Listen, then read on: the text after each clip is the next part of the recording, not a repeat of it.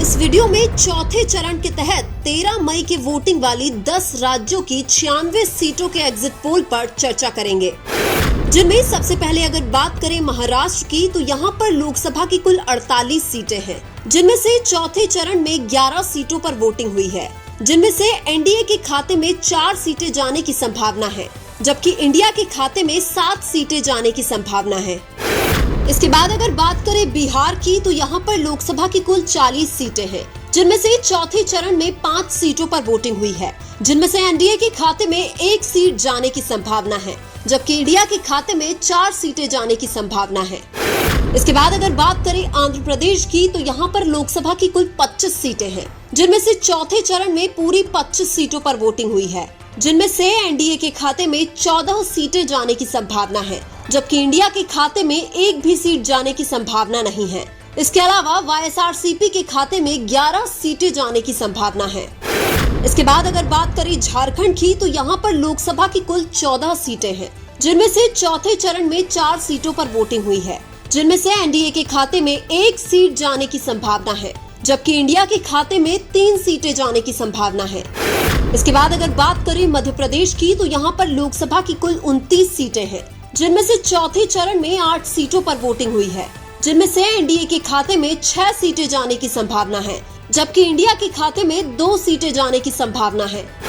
इसके बाद अगर बात करें उड़ीसा की तो यहाँ पर लोकसभा की कुल 21 सीटें हैं, जिनमें से चौथे चरण में 4 सीटों पर वोटिंग हुई है, जिनमें से एनडीए के खाते में 1 सीट जाने की संभावना है, जबकि इंडिया के खाते में 1 भी सीट जाने की संभावना नहीं है। इसके अलावा बीजेडी के खाते में 3 सीटें जाने की संभावना है।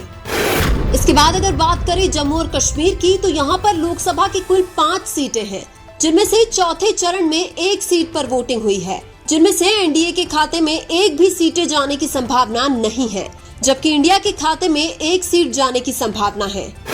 इसके बाद अगर बात करें तेलंगाना की तो यहाँ पर लोकसभा की कुल 17 सीटें हैं, जिनमें से चौथे चरण में पूरी 17 सीटों पर वोटिंग हुई है, जिनमें से एनडीए के खाते में 1 भी सीट जाने की संभावना नहीं है, जबकि इंडिया के खाते में 11 सीटें जाने की संभावना है। इसके अलावा बीआरएस के खाते में 6 सीटें जाने की संभावना है।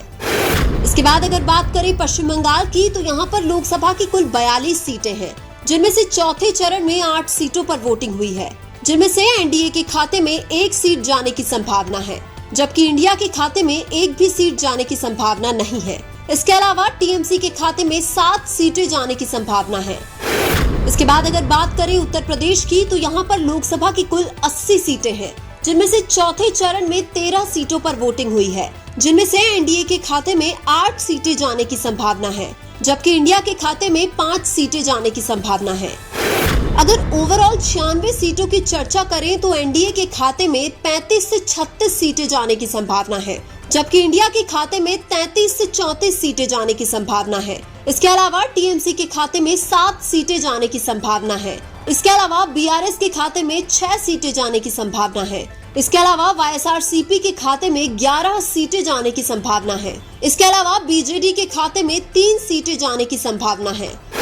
लेकिन आप 2024 में केंद्र में किसकी सरकार देखना चाहते हैं? कमेंट करके जरूर बताइए।